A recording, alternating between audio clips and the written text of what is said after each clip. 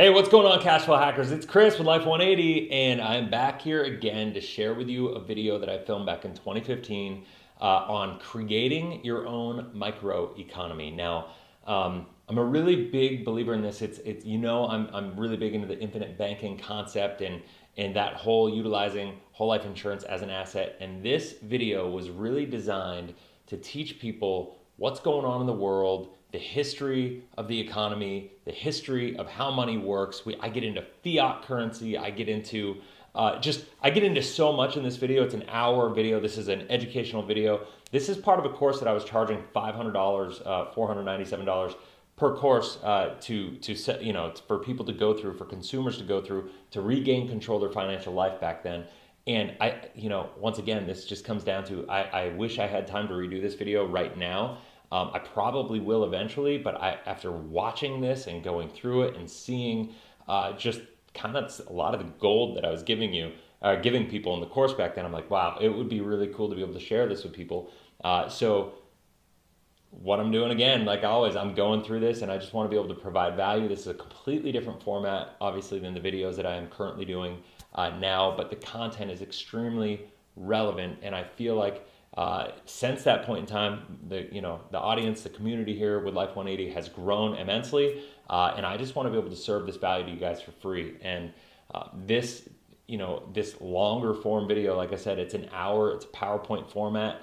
This is something, if you have a chance right now, I would pause this, especially if you're an agent. I would go get a notepad and really pay attention and take notes, because if you learn all this stuff, this is all of the information you're going to need to internalize to be able to really serve your clients in a powerful way. And I feel like if you go through this as an agent, as anybody, but especially as agent, you're going to go through and you're going to really learn a lot about the information that ultimately built my conviction on why this is so important. So anyway, I hope you find value in it. If you haven't already, make sure you hit that subscribe button, click the bell, that way you get notified every time we launch a new video. And as always, leave a comment in the comment section below. I can't wait to engage with you guys on this.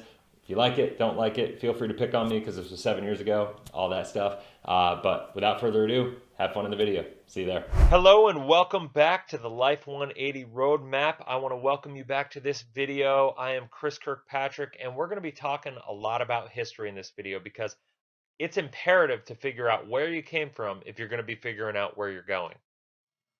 Now, as you probably know, I'm a pretty big fan of history, right? It tells us, why and how we got where we are. It's imperative that we understand it. And quite frankly, when I first entered the financial industry and I got the sense that something was wrong and I started to dig in and do more research, it's a lot of the information that I'm going to be sharing with you in this video that I discovered that really made such an impact on me that I had to make not just a change in how I handled my own finances, but a change in how I had to handle and manage my own career and the information that I wanted to share with all of my clients and all the people that I'm trying to help. So that's why I'm putting this information together for you. If you look deep enough, you'll notice that history has a habit of repeating itself. It may not look exactly the same, but if you look through history, you can see that there are patterns that have definitely cycled back round and round and round, and they've kind of occurred over and over and over again. And I got to thinking, is just, why is this happening on a regular basis? This is going to seem overly simplistic probably in the offset, but I really think it boils down to human nature. If we can understand human nature and human behaviors and the cycles that those behaviors create, then we can actually identify where in those cycles that we are. And you can actually improve your positioning in the marketplace, in your financial life with minimal risk. You don't need to do all the financial strategies taking risk, and the younger you are, the more risk you can take. You can do it all with minimal risk simply by understanding human behavior. And that will open you up to a world of opportunity.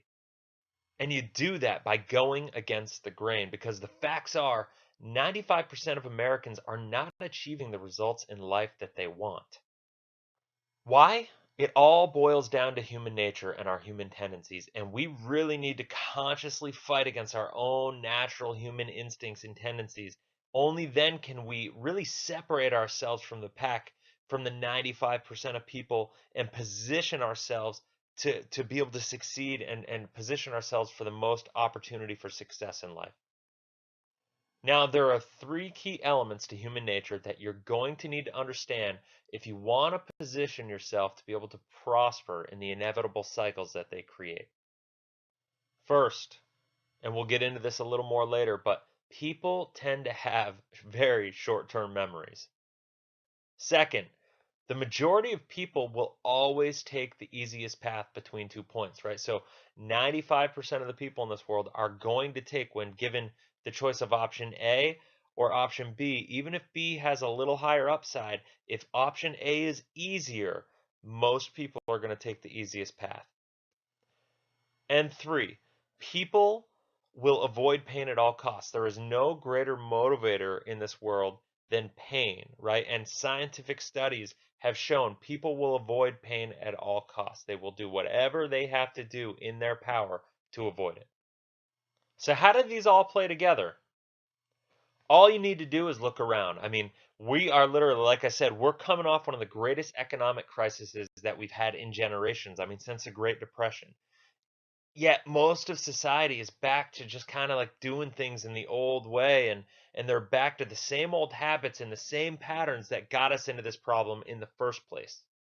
So why is it such a big deal to understand these three key elements of human nature? Well, there are a couple components to it actually. First and foremost is because having a short-term memory at the end of the day is going to cost you a lot of money.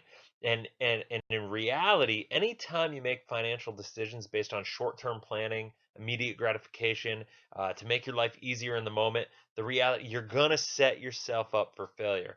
And the challenge is that people are consistently making the same mistakes. And it happens over and over and over and over. And we're talking millions and millions of people making the same mistakes over and over and over. And if you've ever read the definition of insanity, you'd start to think that we live in a nation full of crazy people. But if having a short-term memory is consistently costing people thousands upon thousands of dollars over and over and over and costing them so much money in the long run, why do people keep falling into the trap on such a regular basis and keep making the same mistakes?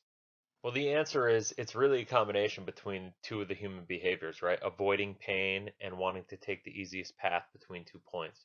And people just want to be comfortable. What they don't realize is that by making the decisions that may make them comfortable in the moment will actually compound against them and make them more uncomfortable as time goes on. Most people don't even want to think about an economic boom and bust cycle. They don't even want to think about it because it's so much better to just avoid the feeling and kind of live in the moment and fill our voids with material things and all that stuff. But the reality is, as long as humans are running the world, the booms and bust cycle, they're here to stay. They're going to happen. They've happened for thousands of years. Why would that change now? So I want to applaud you first and foremost for not taking the easy path, because just by the nature that you're watching this video right now, it tells me that you're interested in doing things a different way. You know, you've proven simply by stepping outside the box, by wanting to learn new information, by wanting to push yourself and find a different way of doing things and not doing the traditional method of debt elimination and all that stuff, that you're willing to step out there. And that's one of the reasons that we put a money back guarantee on this program, because I know this program works. I know the system works, but the challenge is you need to be willing to understand it before you do it. And education is the first step. And so, yes, I want to applaud you, and I'm so excited to be bringing this to you. But I also want to encourage you to keep going, right? Because I promise you, it's not going to be easy all the time. But if you can only do what others won't do today, you can have what they won't have later. That's one of my favorite quotes of all time. If you're only willing to put in the work today that most people won't do, you can have what they only dream of later. And you know it, and I know it. And you could probably look at the results in your own life. But while it's more commonly taken, the easy path never wins. And if you're willing to just stay the course here, and if you will be able to prosper simply because you will understand the boom and the bust cycle, you will understand that it's inevitable. You'll understand how to position yourself during the good times to then be able to change your life status during the challenging times. Now, I'm not trying to be a downer here. I just really want to emphatically impress upon you that as long as human nature is in control of our economy, we're going to have these booms and bust cycles. It is completely unavoidable. Now, I'm not saying it's all doom and gloom either, because the market will always come back. It will always bounce back, because I have faith in human perseverance and the human spirit, and our ability to just group together, band together, and make awesome things happen in down times. But that said, when things get rough, as long as there is this cycle that exists, I want you to be able to prosper from it. And I don't want you to do it on other people's hardship. But the bottom line is we can't save everybody. And it's that old saying, if the plane's crashing, you got to put oxygen on your face, on your mouth first, so you can then help the person and the people next to you. And the purpose of this video, this specific video, is to go deeper into the history and deeper into the past, to give you clarity on our monetary policy, to give you clarity on how and why we ended up where we are, because you really need to connect with this information if you're going to be able to change your own paradigm around your financial strategy, around how you handle your money right now. So I want to walk you through some of the ups and downs of the economy. I want to show you the regularity of which the market has boomed and then busted. And a lot of the times, a lot of the steps that we've taken over the past 100 years to lose a lot of our economic freedom. They say the best way to make money on any investment is to buy low and sell high. And while that sounds pretty basic, and it sounds like a pretty basic statement, it's a completely accurate statement. And I kind of mean it in a joking sort of way, but the reality is I'm going to show you how you could do this. Now, I'm not talking about buying low and selling high and timing the market in a classical sense, because you're never going to be able to pick the top of a boom or the bottom of a bust and be able to time it and get in or out at the exact right time. But if you can be positioned to be in a solid financial position when most people are struggling, that's where wealth occurs. That's where people are able to transform their financial lives. If you're willing and able to put yourself in a position where others aren't, when everybody else has chicken little syndrome, right? The sky is falling and they don't know what to do, and they're losing their house and their cars are getting repossessed and they're having to file bankruptcy and all this stuff. That's when we have what we call deflation, and that's when contraction in the economy happens, and that's where the most opportunity opens up for people. And I'm telling you, more millionaires are created during challenging times, during down economic times, than in good times. And this is the reason. If you can position yourself to be among the 5% who are prepared, then you will be able to just catapult your life forward when times get tough. But it takes work and it takes strategy, and you got to be willing to put yourself through the gauntlet to position yourself to be ready for this time. And while so many people are talking about how the rich are getting richer and the middle class is going broke, it's completely true, but it doesn't have to be. The reality is we all start somewhere, and you can get upset about the fact that some people are making a lot of money and being successful and have figured out strategies to be successful. You can get upset about that, or you can go figure out what they're doing and you could go do the same thing, right? I said in the last video is what the best way to find success for yourself is find somebody who's out there and doing something and then go emulate it. Find somebody who has got the life that you want and then go emulate it. Go do it, figure out. And there are ways that you can do this, and we're going to show you how. It may not seem possible at the moment, but I promise you it is. All you have to do is take some simple steps to get there. It's not going to be easy. They're not easy steps, but they are simple. They just take a little discipline. So while this may not sound like the most fun topic, it's really important. So let's get into the history of how our economy functions and the key components to how our monetary system works.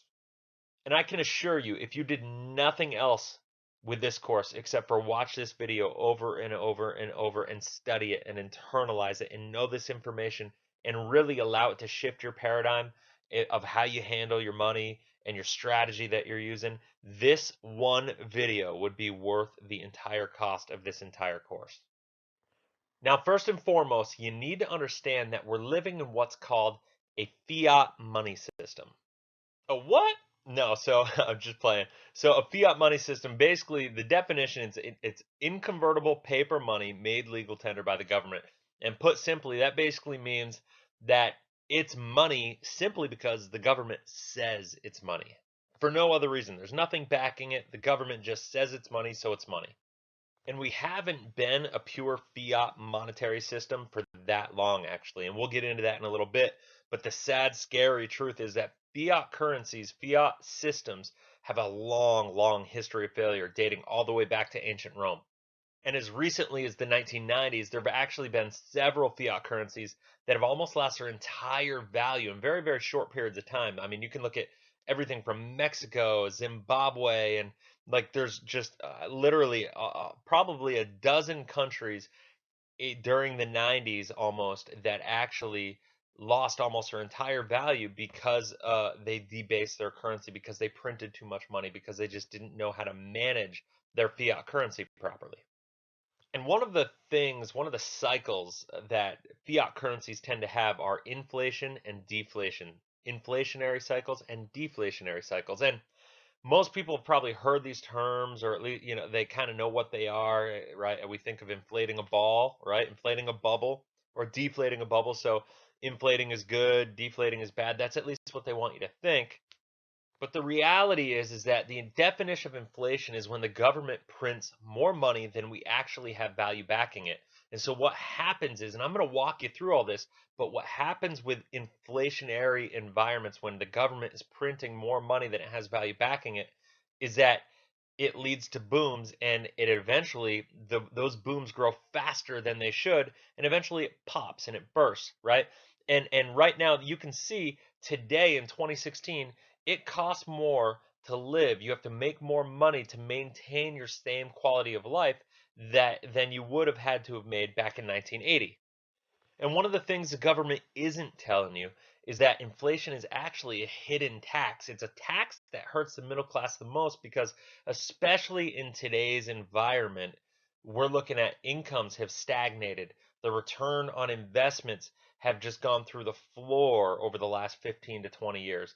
And the fact is that as incomes have stayed flat, inflation has still gone up. So people are making the same amount of money as they were 10, 15 years ago. But because of inflation, it costs more money to buy the same goods that you bought 10 years ago. So it costs more money just to maintain your standard of living. So if you're not making more money, you're actually going backwards. And that's one thing I think people don't necessarily realize, but they feel it in their pocketbook, right? And one of the reasons that the government wants inflation, one of the reasons that they actually want you to believe that inflation is good is because they're racking up all sorts of debt. And if they're racking up all sorts of debt, and we're almost $20 trillion in debt as a nation right now, but the reality is if they can just inflate that money, if they can inflate our currency, well, it's going to be easier to pay off higher volumes of debt down the road. That's the only way they're able to keep up with our debt liability. And as I said, deflation is simply the opposite of inflation. It's when the money supply shrinks relative to demand. So the government wants you to think that deflation is kind of this boogie monster, and it is the boogie monster. It's the monster in the closet, because the bottom line is that if you have a lot of debt and then we have deflation, your debt doesn't go away, but the amount of money you have coming in goes down. So it's harder for you to manage all your debt. And the reality is all prices go down with inflation. We're talking housing values go down, incomes go down, car prices go down, pretty much everything goes down. And anytime a bubble pops, that's when we have deflation. And you could see it with the dot-com bubble. You could see it with the housing bubble. I could go through literally through 400 years and show you bubble after bubble after bubble after bubble in different economic environments. It's inevitable that these are going to happen. In fact, they happen every 10 to 12 years or so on the outside on average. And it's inevitable that they're going to happen. So when deflation happens, that's when the greatest transfer of wealth from the middle class to the wealthy happens, because they're sitting there, the wealthy are sitting there ready to pounce on opportunity when the middle class is in debt, when the middle class is up the creek without a paddle and losing their houses to foreclosure and all that stuff. And so what I want to do is I want to walk you through how to avoid that. And we're going to get into this a little deeper, but I just want to use this one example for you, right? So if you buy a house for $200,000 when the economy's kind of bubbling up, when it's going well, when it's booming, and if that house then after the bubble pops is only worth $150,000, the question is, where did that $50,000 go? Because that's what deflation is. And the reality is that that money evaporates. It's gone. It just disappears. It might, if it were physical money, you could imagine it just being burned. That's what deflation is. And that when that money just disappears, it has a huge negative impact on anybody that has a lot of debt. So inflation and deflation are literally the two key components to actually the value of the dollar. They're the two key components to your purchasing power for the money that you have in your bank account right now, the money that your investments are in. Literally inflation and deflation are the two key components that you need to be aware of and you need to educate yourself about, because it's going to have the greatest impact on your financial strategy moving forward. And it's scary right now because we're more susceptible in the way that people are navigating their financial lives right now. We're more susceptible because we have these private bankers that are actually messing around with the interest rates and messing around with the inflation and deflationary tendencies of our monetary policy. So how is this? How did we wind up here? How did we wind up with a fiat currency in the first place? Because it definitely wasn't in the Constitution when we were first founded as a country.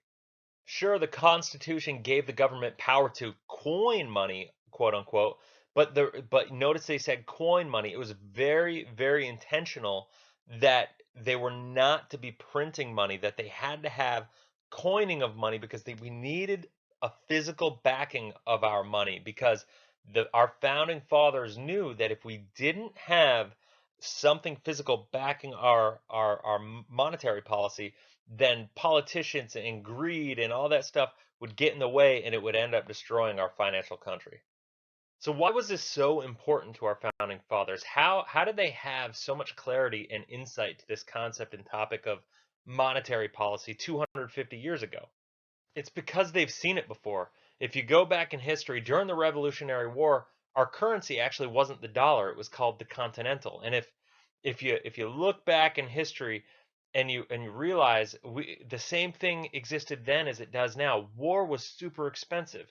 And for us to win our freedom, the Continental Army, for us during the Revolutionary War, for us to earn our freedom and to fight for our freedom, we had to print money. That's what we did. We couldn't afford it, so we just kept printing money. We kept printing Continentals, and eventually runaway inflation destroyed that currency before our country was even founded. So this isn't the first time in history we've been here.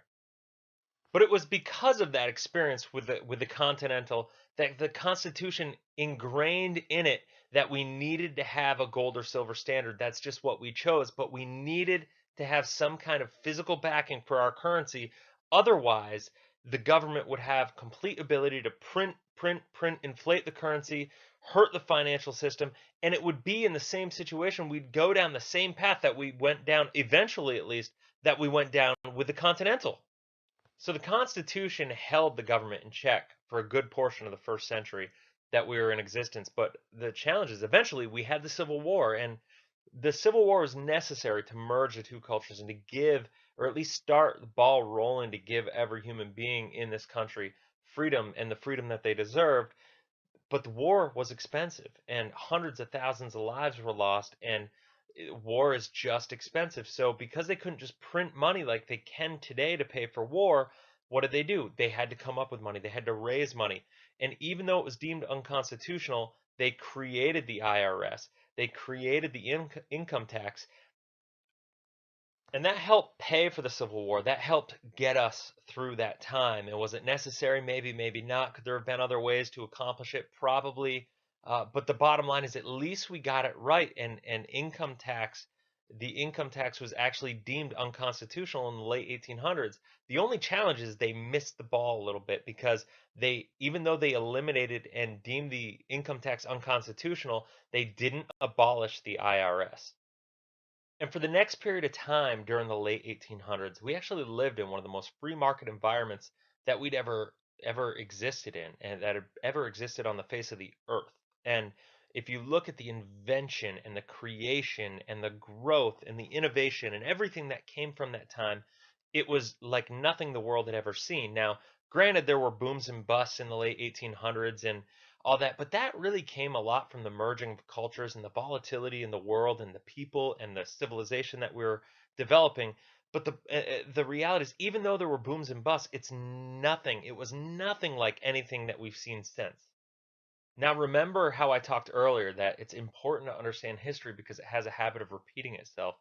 Just look at what was going on. You had a group of people, a group of bankers who wanted to come in and protect everybody from the world's volatility and protect us from all the ups and the downs of the quote unquote free market. And then in 1907, there was a panic. And there's a lot of evidence that actually points to the fact that this was set up by the big bankers and by the big business people of the world. And you could do a Google search right now and just look through the history of this. And it's pretty scary how much evidence there was that this was actually set up by a group of really powerful bankers that actually held 25% of the world's wealth. And it's crazy if you look at that then and you compare it to now. It sounds a little bit familiar, right? And back then it was J.P. Morgan. Most people have heard of his investment firm, but J.P. Morgan basically, there was no Federal Reserve. There was no bailouts the way that we have them today, the way that they happened in 2008. There was no TARP. There was no any of that stuff. So J.P. Morgan basically single-handedly was able to go through and bail out all the banks and pick and choose which ones he wanted to succeed or which ones he thought would succeed and which ones he thought would fail. And in 1907, there was such a crisis that he single-handedly went through and picked a group of people and created just essentially a banking cartel. And soon after that crisis in 1907, and after JP Morgan kind of bailed everybody out and created this cartel, we have a period of time where Congress actually formed the National Monetary Commission, and they put a Rhode Island senator, Nelson Aldrich, as the chairman of that commission. And by 1910, it became such a priority to create a banking system for this commission, and there was such a desire to help get rid of the volatility and help eliminate all the potential runs on banks and the failures of the banks. And so a bunch of these bankers, the banking cartel that I kind of mentioned, got together at a place called Jekyll Island. Now, there's a book on this that I would suggest everybody to read. It's called The Creatures of Jekyll Island, and it is a phenomenal book.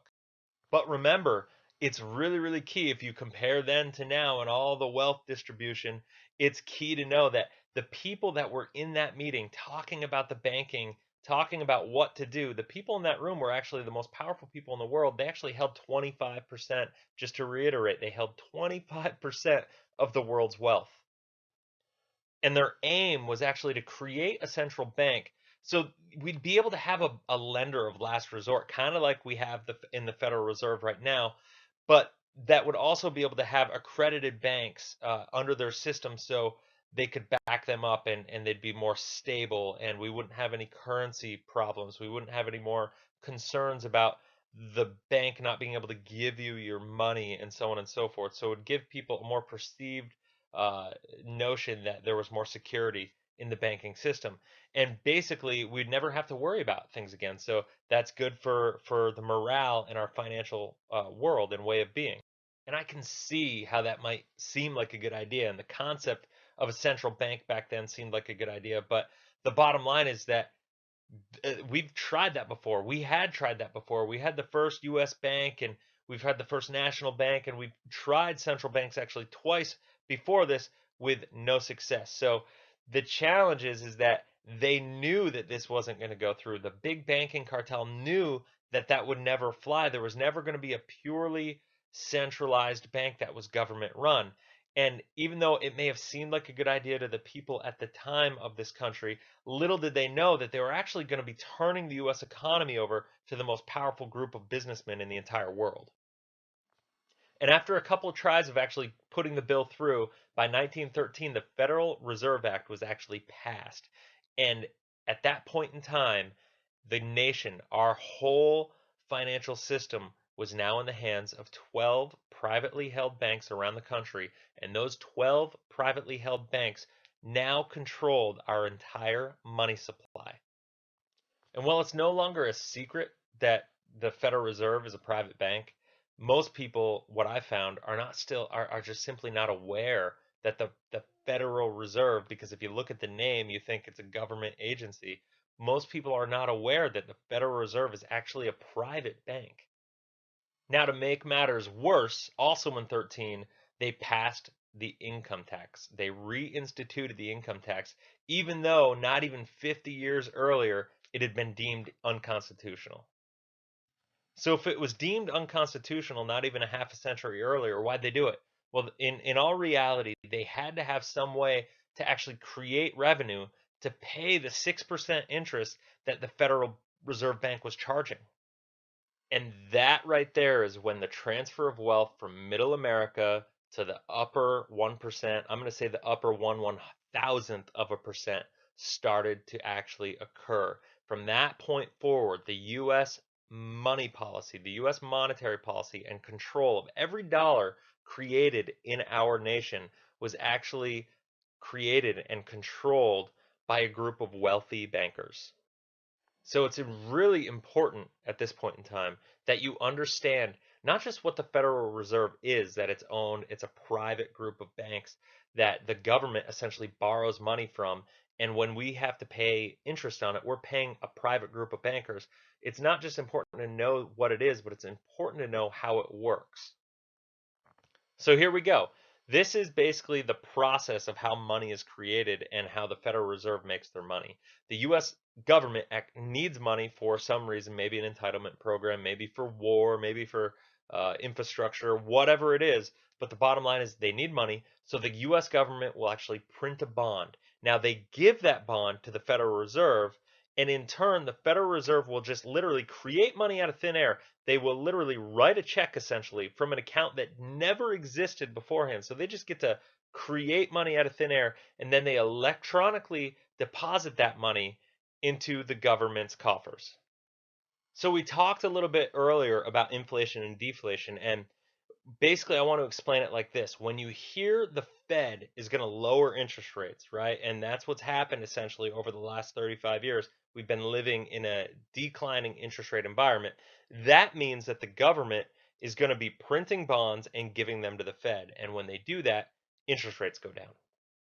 And what comes along with it is every time the Fed prints money, you actually lose purchasing power of every single dollar that you have, every dollar you have in your savings account, every dollar you have in your investment accounts.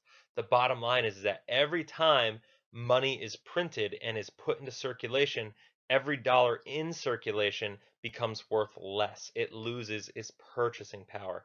And that's purely what inflation is.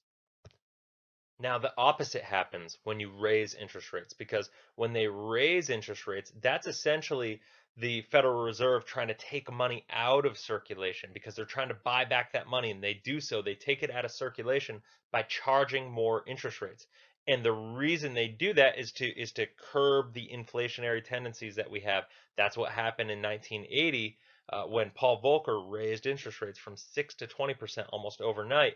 And what happens when you have this situation, when deflation happens, as we talked about earlier, that's when you want no debt, but that's when the money that you have in safe accounts will be worth more.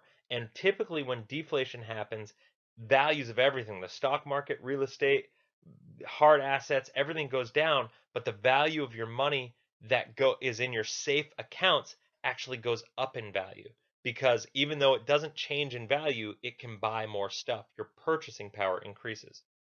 The challenge is that if you look back in normal times in a healthy economy, the whole point is they want to be able to lower interest rates and be able to stimulate the economy when things are struggling, and then when things get better, they want to be able to raise interest rates to then correct, right? So the whole point to this is to be able to kind of curb the booms and the busts, curb the boom and the bust cycle. But you can see here that we haven't had any significant increase in interest rates since 1980.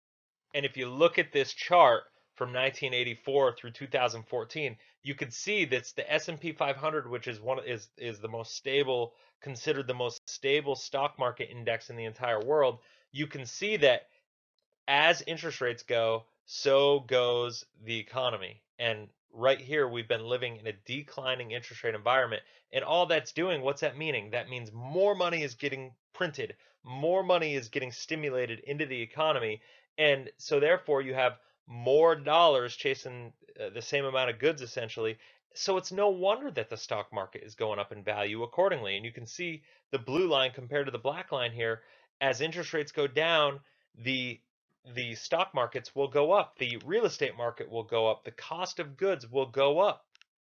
We'll come back to that in a second, but I want to get back into a little bit more history and we'll work our way back to where I was going.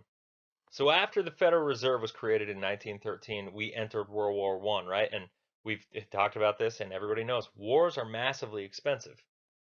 And unlike the Civil War, when they had kind of checks and balances and we had a gold standard to live off, even though we had a pseudo gold standard at that point in time, we now had the ability to actually just print money. So how do we pay for the war? We just printed more and more money as much as we needed. We just printed it. And at the end of the war, we went into a bad recession because all the soldiers came home. The manufacturing needs were not there. We didn't need the tanks or the guns or the bullets or all that stuff. And soldiers came home and they had no jobs. And on top of all the money printing that we did to pay for the war, we'd also borrowed a lot of money. And we had France, who was demanding money back that we owed them. They were demanding gold for the debt that we owed them. So what did we do? You can probably guess, we printed more money. And at the end of the day, all that money printing put so much money into circulation, and nobody was really aware how the monetary policy worked yet back then. And it led to the Roaring '20s, which is the greatest boom that the history of the world had ever seen. In fact, we had so much growth and we were spending so much money and our economy was growing so fast. But the reality is our dollar was actually losing value around the world. We didn't have the same world financial system that we have right now.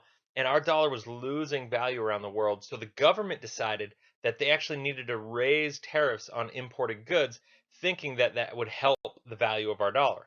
But what happened is just the talk of tariffs towards the end of the '20s, just the talk of tariffs led to a crash in 1929, which is when people think the Great Depression actually happened. But in reality, the market didn't stay down that long. A year later, by 1930, the market was back up to pre-crash levels. It wasn't all doom and gloom in 1929. A lot of people kind of picture people jumping out of buildings and people going broke and suicides and all that stuff. But the reality, it wasn't like that at all. The market bounced back, and by 1930, we were back to pre-crash levels. However, then in 1930, the Smoot-Hawley Tariff Act actually did pass. So what was really spooking all the business people that led to the crash in 1929, even though it rebounded, this Tariff Act passed and it created record level tariffs on over 20,000 imported goods. And that caused so much uncertainty with people's businesses that business owners all over the country started pulling money out of their businesses. And that is what caused the real crash. And that is what sent us into the Great Depression. That is when the Great Depression started, 1930, not 1929, like most historians would tell you. And in 1934, in the middle of the Great Depression, I want to talk about a couple of things that happened in 1934. First and foremost, we passed the Wagner Act. Now, the Wagner Act is what instituted unions and created collective bargaining. Now, we needed that at the time because there was definitely unsafe, unfair work environments for employees. But it's really important to know that that is when that was created. Now, Fannie Mae was also created. That put the government into the world of mortgages. That's when that happened. And also in 1934, the Gold Reserve Act happened. It was passed. And the Gold Reserve Act basically made it illegal for anybody to own gold, any sort of physical gold outside of jewelry or having it in your teeth or, something of that nature. You couldn't hold gold bullion. And so the government literally confiscated all gold around the country. And that's how our country came up and wound up with the highest amount of gold reserves in the entire world. But then in 1935, we had the Unemployment Act, right? Because we're in the middle of the Great Depression. So what do we want to do? We want to take care of people. We had as high as 25% unemployment in this country. So we wanted to create insulation and make it so our working, hardworking Americans were able to be protected. So the Unemployment Act was created and unemployment insurance came into existence. Now the FDIC was also created, Federal Deposit Insurance Corporation. That right there is what is the FDIC? It's simply saying that banks are backed up with insurance, but it's kind of a joke because if either way it's a scam, it's a con because if the FDIC has no money. So if the FDIC ever needs to bail a bank out, what's it going to have to do? Yes, the Federal Reserve is going to have to print money just to make up for the difference. And what's that going to do? When they print the money will become inflated and become worth less. So it doesn't really make a difference. It's six one, half dozen the other. It's just a false sense of security. The Social Security program also began. Now, in my opinion, the Social Security scam is one of the greatest cons ever. It's a Ponzi scheme of ultimate magnitudes. Now, the people who get in at the beginning of Ponzi schemes are perfectly set. You could see Ida Hunt basically put in just over 25 bucks. She was the first person to earn a benefit from Social Security. She contributed just over 25 bucks and she was able to receive over $20,000 in benefit. Now, the people at the beginning get the benefit of Social Security and the people at the end are the ones who end up paying and holding the bag. And scary to say, I don't think we're going to lose Social Security. The program needs to change, and we're definitely towards the latter part of that equation. And then in 1944, we had probably one of the most important moments in our financial world's history, at least for the United States, is that the Bretton Woods Agreement was enacted. And basically, what that did was it made the United States the world's reserve currency. And we got that because we had more gold in reserves. So our currency was viewed as the most stable around the world because we had the most gold backing up every dollar that we had because the government confiscated everybody's gold in 1934. So we became the world's reserve currency. And now what that means is all international commerce, all international trade, and all the international transactions were now done in US currency. Now that sounds awesome, right? Because it allowed us to have a lot of investment from around the world. Other countries found our or thought of our currency as the most stable, most secure, and it was. And so they invested in us. They invested in our infrastructure. It was the most stable place for them to kind of keep their safe money. So that just had money pouring into our country. And then in the 1960s, we had some things happen. We had the Kennedy space race, we had Johnson's Great Society, and we had the Vietnam War. And those things, they're all expensive. They all cost us a fortune. And the question is, how did we pay for it? The trick is we couldn't, right? Because starting in 1944 with the Bretton Woods Act, we were purely on a gold standard. Every dollar printed was backed by silver or gold of some nature that was held in Fort Knox. Then what happened was with the space race, with the Great Society, with Vietnam, by 1971, Richard Nixon finally realized that we had one of two choices. We could either go off the gold standard and start printing money crazy, or we were going to have to file bankruptcy. So in April of 1971, Richard Nixon actually took us off the gold standard. And the scary part is that at that point in time, there were no longer any more checks and balances to our money supply, and the Federal Reserve had the ability to do whatever they wanted, however they wanted, as far as printing money goes. And because of that, within a couple years, we had double digit inflation rates. Governments from around the globe started to question our ability to manage our monetary policy. They started to question the value of our dollar. And that really started kind of price wars around the world. And what happened was the government instituted price controls. That's what led to the gas lines. The government instituted tariffs, 10% tariffs on all imports, which really hurt the economy. The economy, because of that, went into the tank. We had runaway inflation for the latter part of the decade, and it just got completely out of control, all when we went off the gold standard in 1971. Now, in 1979, our saving grace, I believe, our saving grace in this country to this point in time has been a man named Paul Volcker. He was the chairman of the Fed at that point in time, the same person as Yellen is today, or Ben Bernanke was in the late 2000s. And Paul Volcker saw the problem. He realized that we had a problem with inflation. He realized that our monetary policy in this country was so irresponsible and so out of control that he said, you know what, we need to rein this in. And I know it's going to be challenging. I know it's going to cause a year or two of hardship. But the bottom line is we need to do this. So what did he do? He raised interest rates from 6% to almost 20% virtually overnight. And this caused massive deflation. It caused housing values to go down. It caused the economy to essentially reset a little bit. But then Reagan was elected, and everybody kind of knows that story.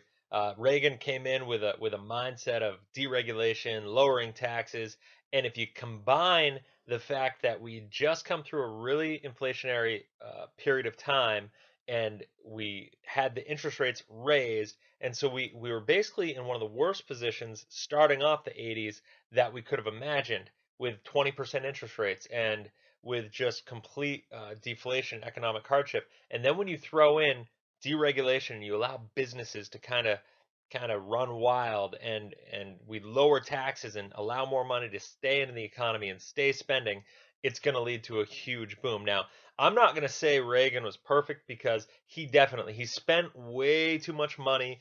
He spent more money. That's one thing I don't think he gets enough criticism about. But what he did with deregulation and lowering taxes really helped with the booming 80s. Now, also around that time, ERISA was actually created in 1974, but ERISA is the Employer Retirement Income Security Act. Even though it was passed in 1974, it really didn't take flight and grab hold until the early 1980s, when the 401k was put into law, and really started to be used on Main Street America with everyday corporations. And what happened with ERISA and with the invention of the 401k is that it took the average American and put them into the stock market. What people, I think, today in 2016 don't realize is that even though people are think that the 401k is kind of the foundation of everything to our financial savings plan and investment plan for our future, this is a new thing. It didn't really exist until in the early 1980s, and before that, investing in the stock market was something that not many people did. It was a unique thing. You had to be fairly well off. You had to have a certain amount of savings and all that in place before you put your money in the market. So the 401k took your average American and put them into the stock market. And if you remember this chart from earlier, that combination is what really led to the booming 80s. You take the average American that was not in the stock market and you put them into the stock market, and you have high interest rates that are going lower and lower and lower every year. What does that mean? That means they're printing more money again. And so you take lowering interest rates, and you take more money going into a sector with more money being created, and a lot of that money getting dumped into the stock market. What's the stock market going to do? It's just going to boom, hence the booming 80s. And that is really what led to this, and people need to have clear understanding about that. Now, on top of the fact that we had lowering interest rates and Main Street was in the stock market, we also had the 90s tech boom. And when you combine all three of those, you take inflation, you take average person going into the market, and then you take actual innovation, and you take a new industry essentially being created with computers and the internet. Very similar to how it was when phones were created and when cars were created. This was the first time we'd had a boom like this in literally almost 70, 80 years. There was so much money to be made on Wall Street. Mutual fund companies were just popping up all over the place. Investment firms are popping up all over the place. 401ks were just booming. You look at your statement every month, and it's just going through the roof. And for 20 years, it seemed like everything was great. 401ks were created, and it was the way of things, and the market went nowhere but up essentially for 20 years straight. And the challenge is that everybody was counting their chickens before they hatched, man, because it was just about to hit the fan. And in 2000, we did hit the fan. The tech bubble burst. All the money that had been going in there for the previous decade, all that inflationary money, all the speculative money, all that stuff, all the 401ks, the money that was in the 401ks just literally bubbled up so fast that the tech bubble burst in 2000, and trillions of dollars of people's value were lost. So what happened then? Well, the government's not going to allow the market to just crash, right? We got it. Its job as its perceived job, even though it's not the case, is to come in and save. So save everybody from the financial hardship. So what they do, they created the housing boom. They created subprime loans. They created stated income loans. They allowed people to create this housing bubble, and they allowed predatory lending. I get really frustrated that people get angry at mortgage companies and banks and stuff like that. Yes, you should be angry with them, but I get upset when they only blame the banks and they don't blame the government, because the government is the branch that instituted all the regulations that allowed corporations to do it. And then, as everybody knows, in 2008 the market crashed. Then in 2009, the federal funds rate, to make it worse, dropped to zero, right? Because they had been lowering interest rates from 1980 to 2009. They went from 20%, and every time we needed a bump in the economy, every time we thought the market was going to go bad, every time we thought the economy was going to kind of take a negative turn and go south, what they do, they lowered interest rates. Why? Because they had to put more money in the economy to afford it. And that created this false sense of growth, this false sense of security, and it created this boom that was essentially a bubble, right? So in 2009, we hit the bottom. We couldn't lower interest rates anymore. So what did they do? We needed to figure something out after the crash of 2008, after the housing bubble burst. So what did they do? They just created quantitative easing, QE. And since then, they've had QE 1, 2, and 3, and they've printed trillions and trillions of dollars, which really, what is that doing? That's inflating the currency and making every dollar you have worth less. And what makes it harder is that even though your money is becoming worth less and less and less because of all the printing and because of inflation, there's been no real growth in the economy. There's no real, actual, solid, stable growth. All we're doing is all this sense of security is all based on debt. It's all based on this house of cards. Because if you look at your income, I'm willing to bet that your income hasn't gone up at the rate that your cost of living has gone up. And that's where the real problem is here. And we are living in, the reality is we're living in the largest bubble right now that we've ever seen in our life.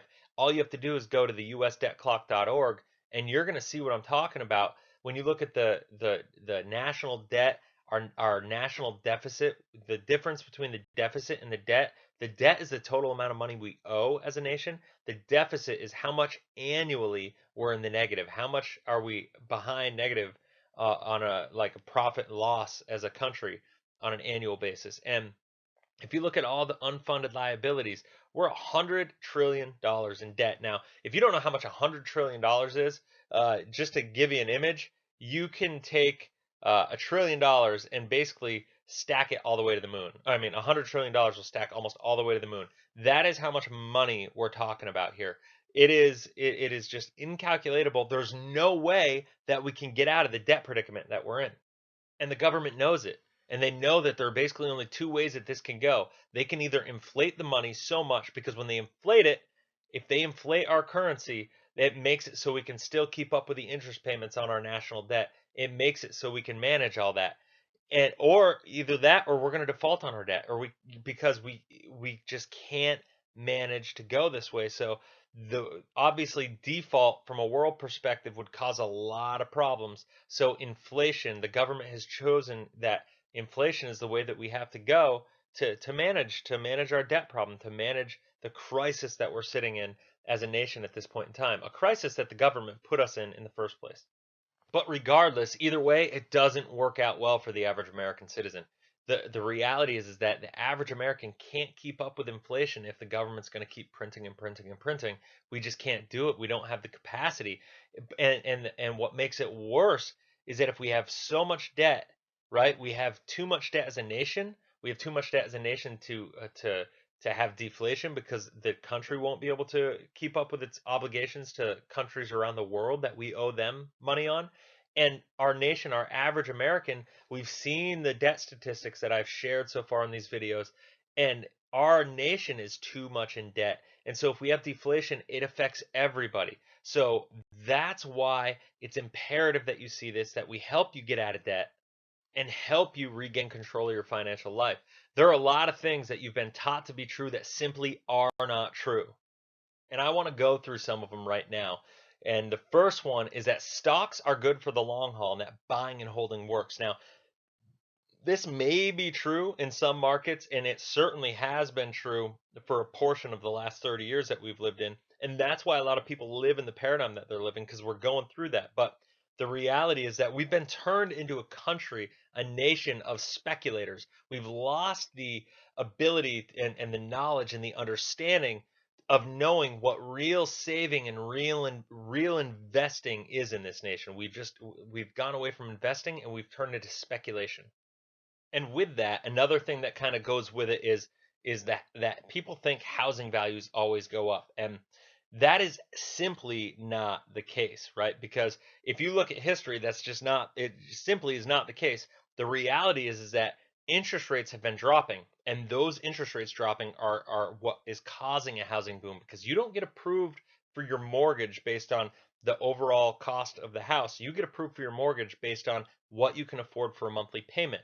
And every time interest rates go down, that monthly payment of $1,000 will buy you a higher value house because you're paying less interest. And that's created a boom where the housing values have just gone up and up and up and up at an unprecedented rate that's never been seen before in the history of the world.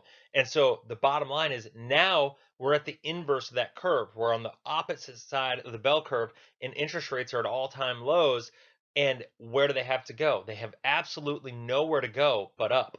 And so when they go up, it's going to have a huge negative impact on the housing market. And we're going to get into this more, and I'm going to show you how you can actually take that information and leverage it and benefit yourself in the modules coming up, how you can take that information and benefit your own growth in your personal life financially. The third thing is that debt and borrowing is completely normal, and we're going to talk about this a lot. It's one of the most important things I think that people understand.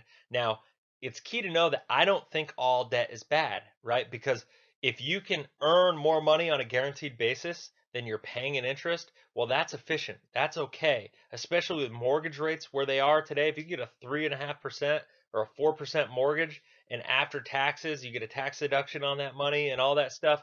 Well, if you can have a fixed 4% rate in a savings account, okay, now we can talk. But the bottom line is, what I want to show people is that while not all debt is bad, it's really important that everybody has a personal P&L, profit and loss statement, that you can actually calculate what makes sense, what debt makes sense, what debt doesn't make sense. And we need to get out of the credit card mayhem.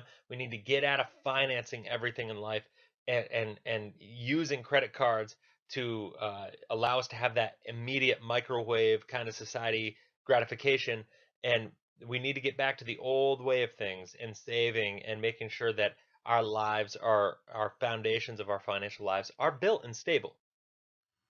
And the last one, and this is one that gets me fired up the most, is that people think that our government is supposed to be there to make things better for people, is there to protect us. And the reality is that is simply not true. In fact, the Constitution was written to protect us from our own government. That is the whole intention of the Constitution. Because let's face it, the government is just a bunch of human beings, and human beings will, they have self-serving agendas, they have greed, they have all that stuff, and power plays a big part of it. And the reality is we used to just to be fearful of government. We used to want to be protected from it, and that's the point of the Constitution. But now people worship it and they depend on it, and they've taken a lot of the self-accountability out of people's lives. And I can only assume that if you're here, that's just not you.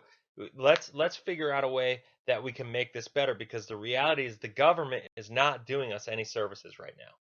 In fact, I could show you time and time again, but let's just use the example here. Like we have starting in 1907, this is kind of when the Federal Reserve started to be a thought, right? It started to be an idea. And starting at that point in time, I could show you time and time again where the government essentially, a crisis is created in 1907, right, with the banking crisis. Then what happens? Panic happens. There's riots in the streets. There's people who are just freaking out about something. And so what happens? The government comes in and they have some sort of bailout, or they create some sort of policy that fixes the problem. But then the challenge is the policy that they create makes the underlying problem worse, right? And so what happens? then you repeat the process, because when that problem gets worse, it leads to another crisis. And then what happens? People want the government to bail them out. And so this cycle perpetuates itself to a really, really negative, in a really, really negative sense. And it's an ongoing thing, and it compounds, right? The more this happens, the bigger the booms become because the governments have to create them. And then the bigger the boom gets, the bigger the bust is. And it makes it harder and harder and harder. And every bust that we have, your average American gets broker and the wealthy get wealthier. And that's just the way it is. And that's why people are noticing this great divide growing between the middle class and the 1%, because every time we have a boom and middle America is not ready for the crash, well, guess who is? The wealthy. And the wealthy rake in all the profits, and the middle class takes all the hits. And this shows it right here. This shows that, if the government was really concerned about our well-being, would they really be trying to make our money worth less? Would they really be trying to put us in a situation where we had to take risk just to succeed? This is the thing that I think most people don't realize, is that if you look at the value of the dollar in 1913, that dollar, if somebody just held it and didn't want to risk any money, that dollar would only be worth 4.6 cents in 2009. So it's even less today. But the reality is that that's a scary thing, is that the government is really that essentially stealing from you by creating inflation. And that affects the middle class more than it affects any other group, because the middle class has less sophistication around this. And what I want to do is walk you through and show you how you can leverage this understanding of inflation, deflation, and cycles of the markets. That's what this whole course is going to be about. I know it sounds confusing. We're going to break it down, make it really simple, and show you how you can leverage this information to use the strategies that literally the top 1% of the people in this world are using. And I want to talk about this. Why is it that our standard of living is going down on a consistent basis? You could see, I've shown you some charts, and the reality, since we went off the gold standard and it created a lot of problems and a lot of debt in the 70s and the price controls and all that stuff, since the late 70s, you can see debt levels in this country have just been soaring, and they compound against you or for you, right? Compounding, Albert Einstein said, compounding interest is the eighth wonder of the world. He who understands it earns it. He who doesn't pays it. And obviously, our government doesn't understand it entirely, or they do, and they're just kind of sneakily tricking people out of their money and to fund all their debt. But the reality is that debt levels have been rising, incomes are stagnant. Now, we talked about inflation and deflation. There's another thing called stagflation, which basically means income. We have inflation and people's incomes are staying the same. And that's exactly where we are right now. And there's really no worse predicament for a nation to be in financially, because the dollar is losing purchasing power. We're having more debt. Things are costing more money, but Americans are in a worse position because their incomes are not following suit.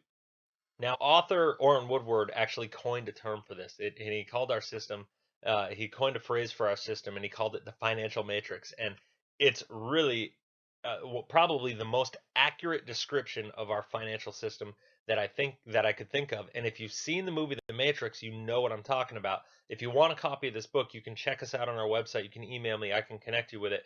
It's an amazing book. He wrote a book called The Financial Matrix to explain the whole thing. And what I want to tell you is that you don't need to live in this matrix anymore. While most people are, 95% of Americans are living inside this financial matrix, there are simple things you can do to escape it. And you start by creating your own, what I'll call micro economy.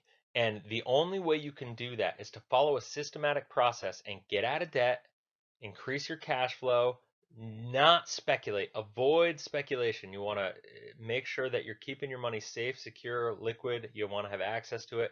And then you want to systematically build reserves to make sure that you have opportunity for hard times, because hard times are coming. And when people, if you want to make a lot of money, if you want to be able to achieve your financial goals with a minimal risk, you want to do the opposite of what everybody else is doing. Most people try to make money during the booms, when the reality is, if you really want to make a fortune, if you want to be able to make a fortune with less risk, you try to make your money during the hard times, because that's when there's more opportunity.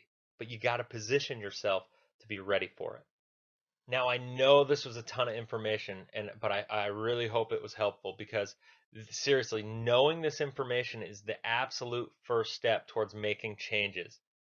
And I know this probably feels super overwhelming, but I promise that if you're willing to just kind of go through this guide and follow the Life 180 Roadmap program step by step, even if you don't understand it entirely 100% in the onset, I promise it'll make more and more sense as you go through. And we will take the thinking out of it. It's important that you understand it, but when you do it in small incremental steps, remember, you're going to look back 6 months from now and be like, wow, I can't believe what I know. And in doing this, you are absolutely going to be able to create a life that you love. I am so excited to be on this journey with you. Until next video, live abundantly, live efficiently, live Life 180.